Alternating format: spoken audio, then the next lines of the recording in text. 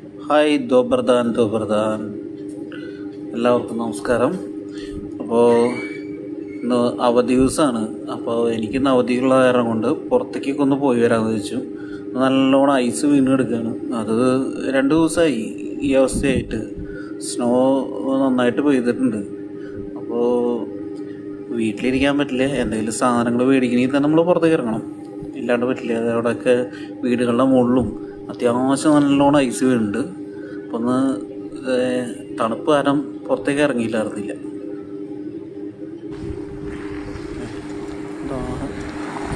ഇതൊക്കെ അവസ്ഥ.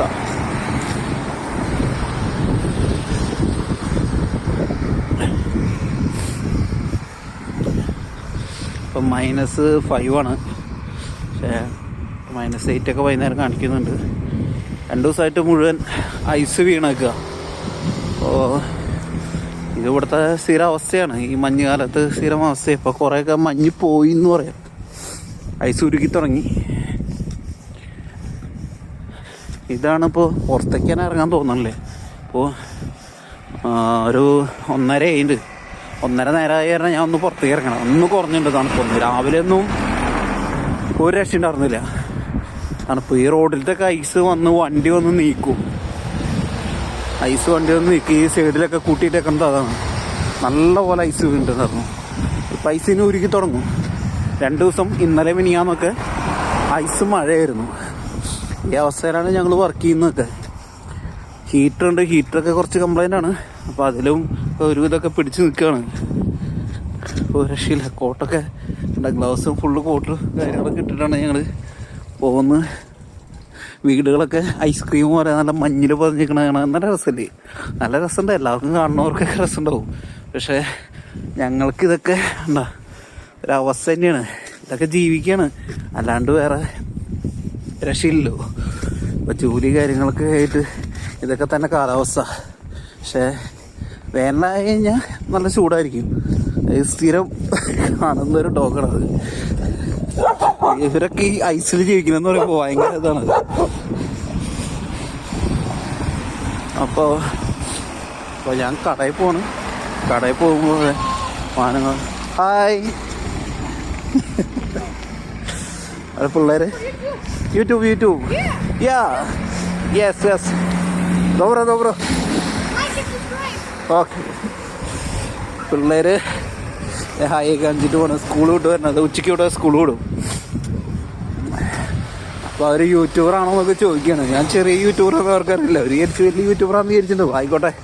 എന്താ രസം. മരങ്ങളിലൊക്കെ ഇങ്ങനെ ഐസ് കോരിയിട്ട പോലെ. ഇത് കാണുമ്പോൾ പെട്ടെന്ന് ക്രിസ്മസ് ഓർമ്മ വരും അല്ലേ.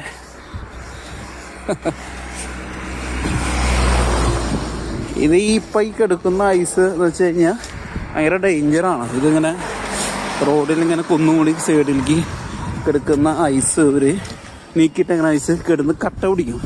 പിന്നെ നല്ല തട്ടിയാലും മാറാത്ത പാറക്കല്ല് പോലെ നല്ല കനായിരിക്കും. അതെ ഗ്ലൗസ് ഊരിയിട്ട് ഞാൻ കയ്യിൽ പിടിക്കാൻ ടച്ച് കിട്ടാൻ വേണ്ടിയിട്ട്, ഫോണ് ടച്ച് കിട്ടാൻ വേണ്ടിയിട്ട് ഗ്ലൗസ് ഊരി കയ്യിൽ പിടിച്ചേക്കാണ്. എന്നിട്ടാണ് ഫോൺ പിടിക്കുന്നത്. അപ്പോൾ എൻ്റെ കൈയൊക്കെ മരവിച്ച് തുടങ്ങി. ഞാൻ ഇപ്പോൾ എന്ന് പറഞ്ഞാൽ കുറച്ച് സാധനങ്ങൾ മേടിക്കാനായിട്ടും സാധനങ്ങൾ പർച്ചേസ് ചെയ്യാനും പിന്നെ മൊബൈൽ റീചാർജ് ചെയ്യണം, അങ്ങനെ കുറച്ച് കാര്യങ്ങളായിട്ട് പോവാണ്. കടയിൽ പോവാണ്. എത്രത്തോളം പുറത്ത് എനിക്ക് നിൽക്കാൻ പറ്റുമെന്ന് അറിയില്ല. ഞാൻ രാവിലെ ഒന്നും പോകാണ്ട് ഇപ്പോൾ ഇറങ്ങിയത് തന്നെ അതിലാണ്. എന്താ വെള്ളമൊക്കെ ഈ താഴെ കൂടെ പോണ വെള്ളമൊക്കെ ഇറങ്ങാൻ പറ്റില്ല, തൊടാൻ പറ്റില്ല. അമ്മാതിരി തണുപ്പായിരിക്കും. ഇതൊക്കെ ഐസ് കുറഞ്ഞ ഇവിടെയൊക്കെ നല്ലോണം ഉണ്ടായിരുന്നു. ആ സമയത്തൊന്നും പുറത്തേക്ക് ഇറങ്ങാന്ന് പറഞ്ഞാൽ ചിന്തിക്കാൻ പറ്റില്ല. ആ ഒരവസ്ഥയാണ് ഞങ്ങൾക്ക്. ഇവിടെയുള്ളവർക്കൊക്കെ ഇത് ശീലമാണ്. പക്ഷേ ഞങ്ങളെപ്പോലെയുള്ളവർക്ക് ഇത് വല്ലപ്പോഴും കിട്ടുന്നതല്ലേ. നമ്മുടെ 3 കൊല്ലമായെങ്കിലും ഇത് ശീലമായി. അത് കാരണം കൊണ്ടാണ് ഇങ്ങനെ പുറത്തേക്ക് ഇറങ്ങി നടക്കാൻ പറ്റുന്നത് തന്നെ.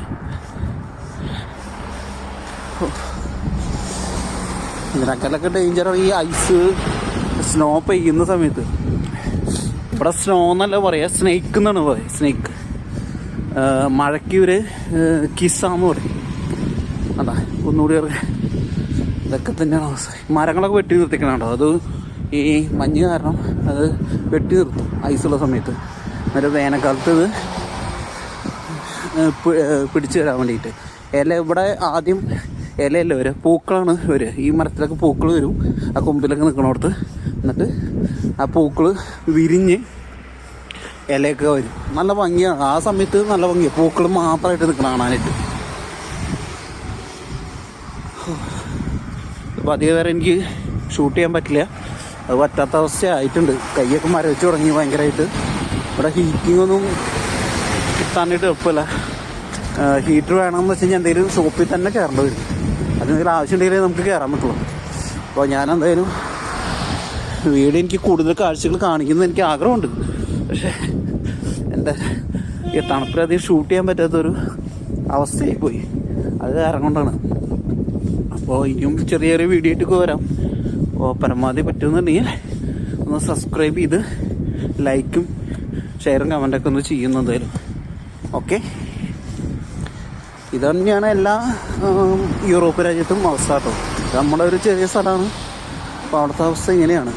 2-3 ദിവസമായിട്ട് ഇനി ഒരു ഒരാഴ്ചക്ക് ഇങ്ങനെ തന്നെയായിരിക്കും അവസ്ഥ. ഒരു മാറ്റം ഉണ്ടാവാൻ പോകുന്നില്ല. Okay, bye bye.